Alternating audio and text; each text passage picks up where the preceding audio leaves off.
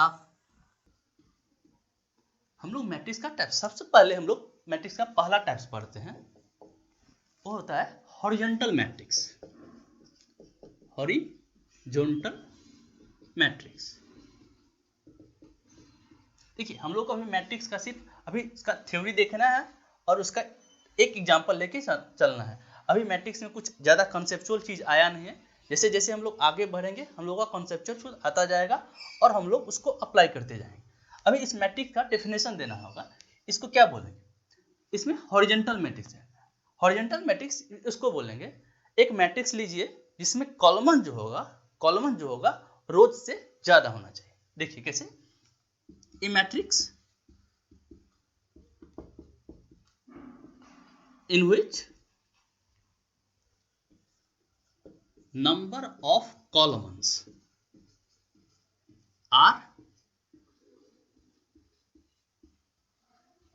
more than number of rows।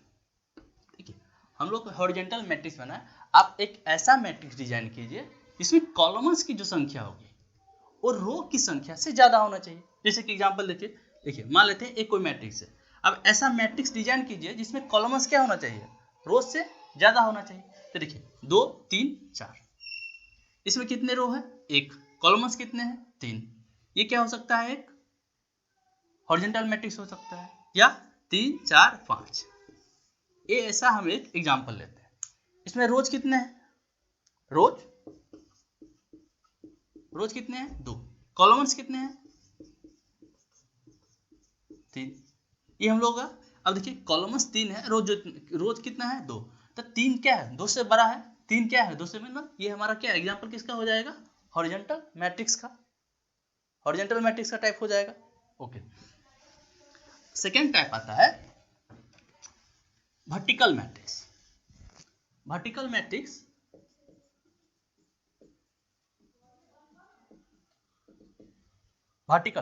Vertical matrix किसको बोलेंगे, देखिए हॉरिजॉन्टल मैट्रिक्स में नंबर ऑफ कॉलम्स ज्यादा था, वर्टिकल मैट्रिक्स बनाना होगा तो हम लोग सीधे बोल देंगे कि नंबर ऑफ रोज जो है कॉलम्स से ज्यादा होना चाहिए।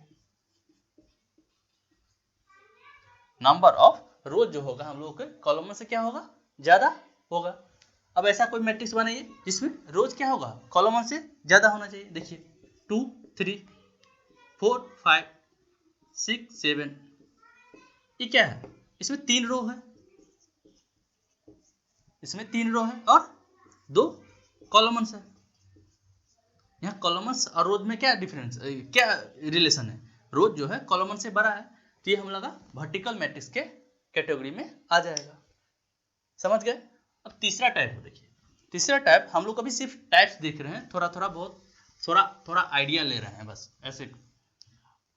अब आता है कॉलम्स मैट्रिक्स। कॉलम्स मैट्रिक्स किसको बोलेंगे, कॉलम्स मैट्रिक्स का में ऐसा मैट्रिक्स जिसमें सिर्फ एक कॉलम होगा, एक कॉलम होगा, उसको क्या बोलेंगे, कॉलम्स मैट्रिक्स। डेफिनेशन देना होगा तो a matrix in which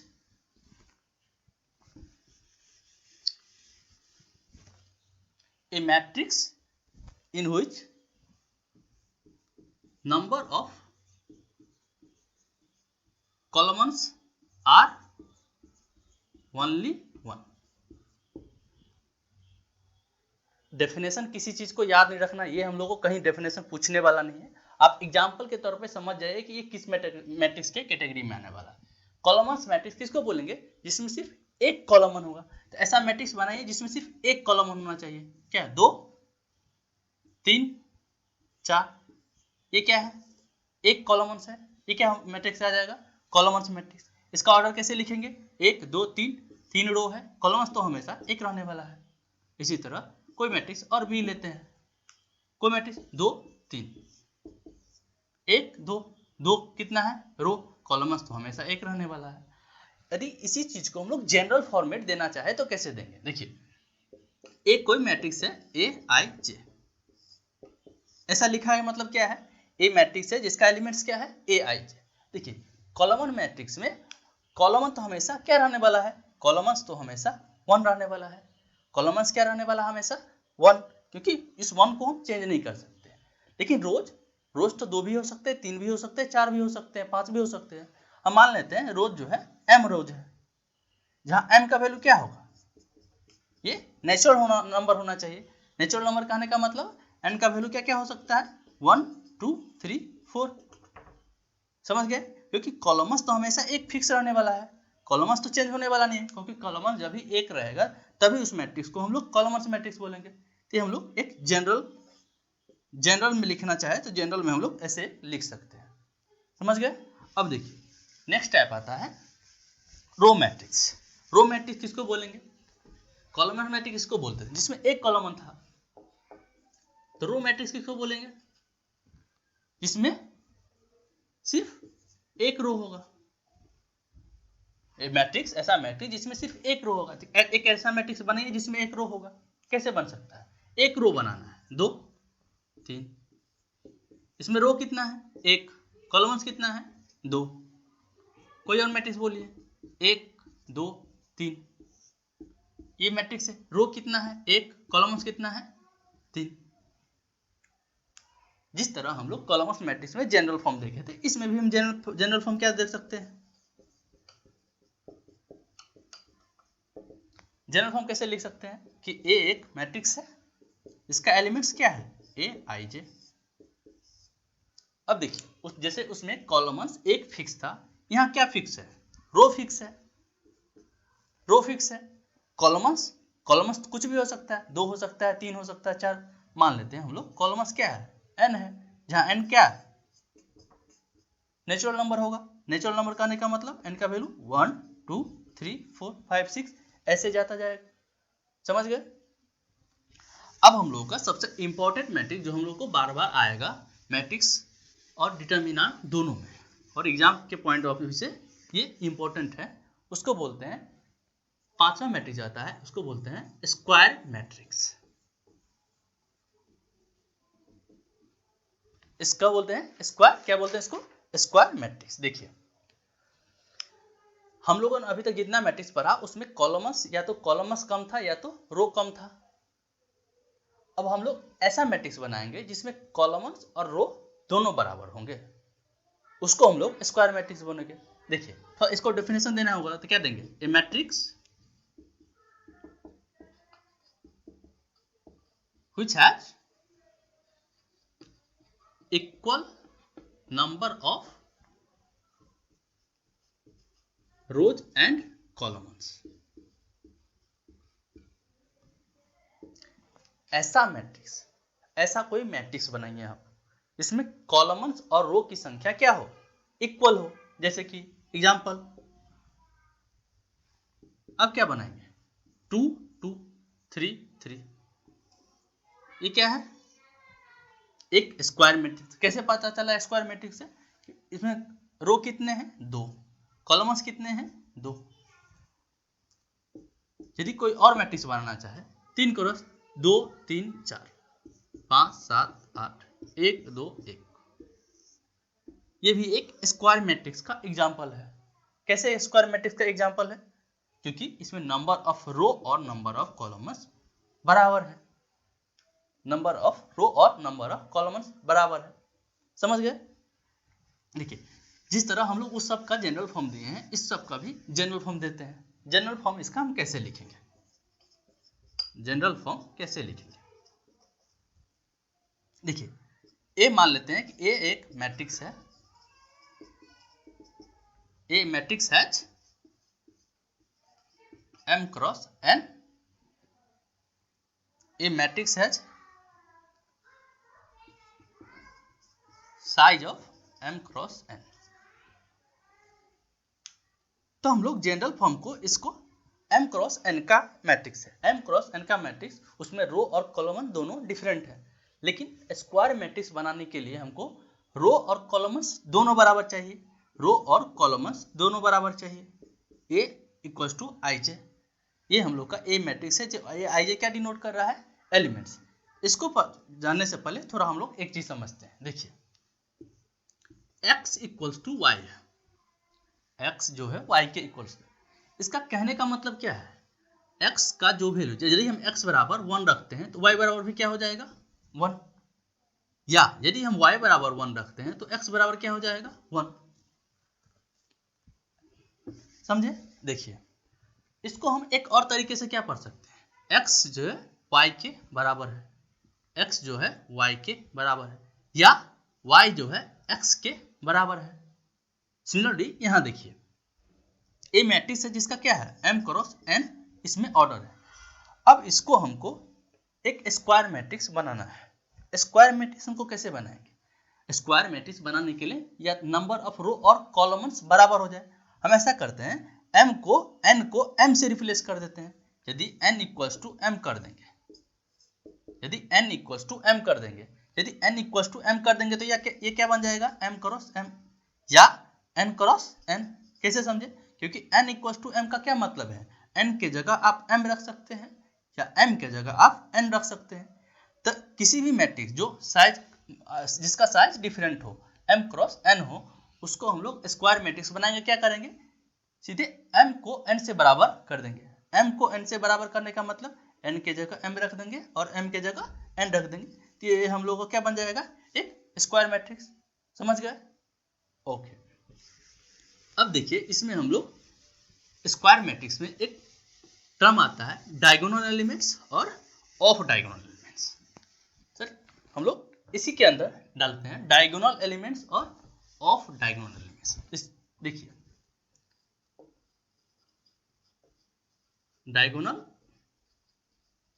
elements end of diagonal elements.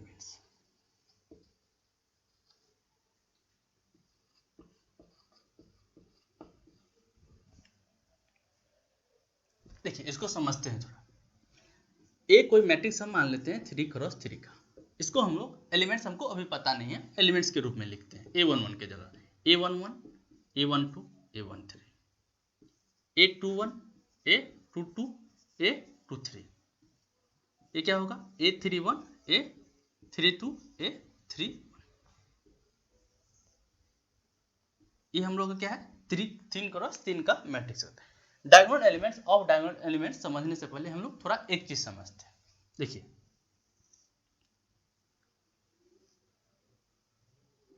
ये क्या है, एक रेक्टेंगल है, चतुर्भुज है।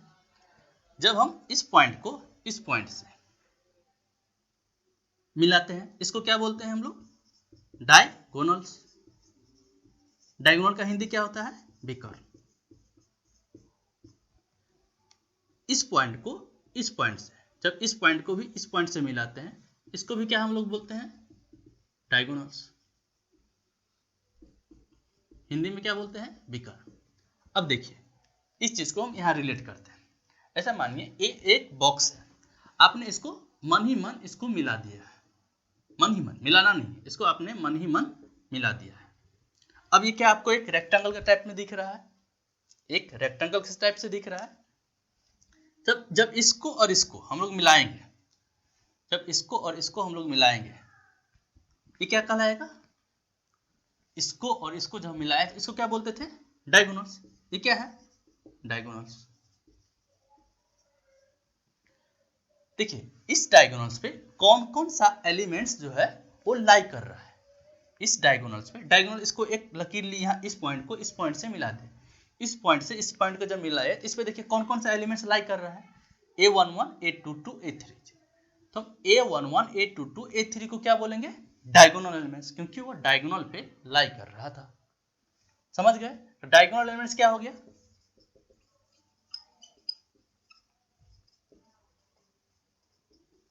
डायगोनल एलिमेंट्स क्या हो गया इस मैट्रिक्स में, a11 a22 a33। तो ऑफ डायगोनल एलिमेंट्स क्या होगा, ऑफ डायगोनल एलिमेंट्स क्या होगा, ऑफ डायगोनल, तो डायगोनल एलिमेंट्स के छोड़ के, डायगोनल एलिमेंट्स के छोड़ के जो सारा एलिमेंट्स बचा वो ऑफ डायगोनल एलिमेंट कहलाएंगे। तो डायगोनल एलिमेंट्स को छोड़ के कौन कौन सा एलिमेंट्स बचा, a12 a13 a21 a23 a31 और a32।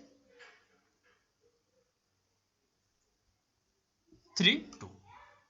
Diagonal elements of diagonal elements कैसे पहचानेंगे आप समझ गए। डायगोनल एक डायगोनल बनाएंगे, डायगोनल पे जो एलिमेंट्स होगा उसको क्या बोलेंगे, diagonal elements. Of diagonal elements किसको बोलेंगे, डायगोनल एलिमेंट्स को छोड़ के जितना एलिमेंट बचा उसको ऑफ डायगोनल एलिमेंट्स बोलेंगे। समझ गए। अब देखिए इसी चीज में यदि हम इसको जनरल फॉर्म में लिखना चाहे तो कैसे लिखेंगे। ये तो हम लोग का 3x3 का मैट्रिक्स था, तो हम लोग बोल दिए A11 A22 A33 जो है एक डायगोनल एलिमेंट्स है। और ऑफ डायगोनल एलिमेंट तो डायगोनल एलिमेंट्स के छोड़ के जो सारा एलिमेंट्स बचा उसको हम लोग ऑफ डायगोनल एलिमेंट्स के कैटेगरी में लग दिए। अब बोले ये मैट्रिक्स 3x3 ना होके 4x4 भी हो सकता है, 5x5 भी हो सकता है, 6x6 हो सकता है। तो हम लोग जनरल फॉर्म लिखना चाहे तो कैसे लिखेंगे। देखिए A11 में यदि इसको Aij से A11 को यदि हम Aij से कंपेयर करें तो इसमें क्या हो सकते हैं हम लोग कि I इक्वल टू क्या है 1 और J इक्वल टू क्या है 1।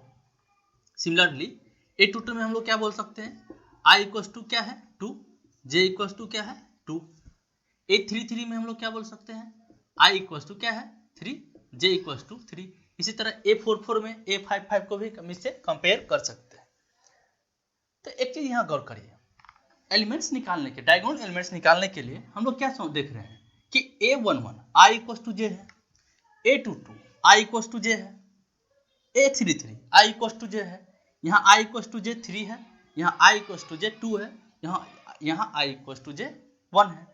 तो हम लोग एक जनरल डिफिनेशन देना चाहे Aij के टर्म में तो कैसे दे सकते हैं डायगोनल एलिमेंट्स। देखिए डायगोनल एलिमेंट्स किसको बोलेंगे,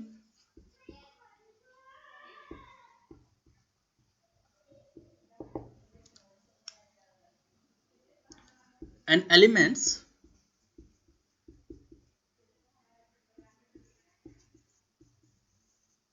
are called diagonal elements if n elements are called diagonal elements if I equals to j। समझ गए कैसे बोले, a elements are called diagonal elements if a I equals to j। इसे देखिए इसको मैथमेटिकली में लिखना चाहे तो क्या लिख सकते हैं कि aij को डायगोनल एलिमेंट्स बोलेंगे कब, जब I इक्वल्स टू j होगा, ये क्या कहलाएगा डायगोनल एलिमेंट्स। तो ऑफ डायगोनल एलिमेंट्स क्या होगा, जब I इक्वल्स टू j नहीं होगा। तो ऑफ डायगोनल एलिमेंट्स किसको बोलेंगे,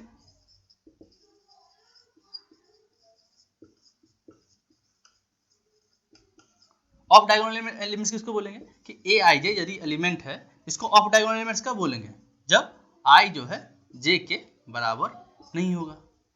समझ गए। यदि जनरल फॉर्म देना होगा तो कैसे देंगे, राइट ओके। देखिए अब इसमें एक चीज और टर्म आता है वो हम थोड़ा समझते हैं, उसको बोलते हैं principal diagonals.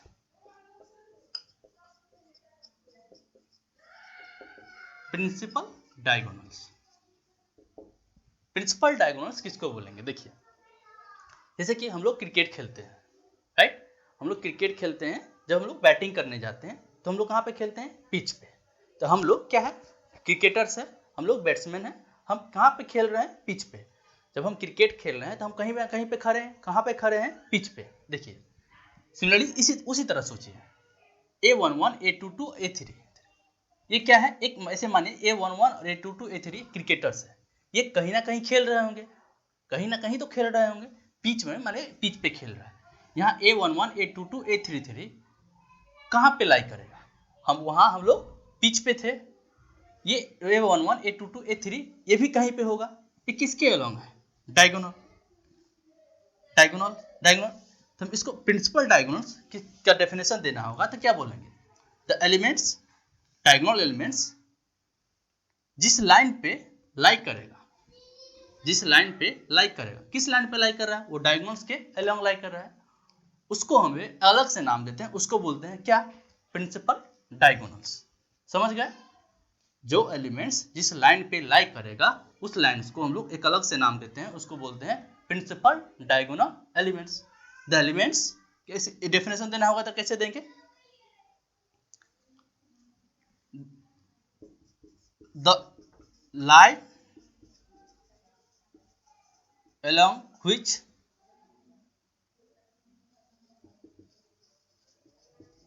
diagonal elements are lying called principal diagonals. समझ गए? प्रिंसिपल डायगोनल कैसे बोलेंगे? देखेंगे वो एलिमेंट जिस लाइन पे लाई कर रहा है उसको हम लोग क्या बोलेंगे? Principal diagonals. ओके।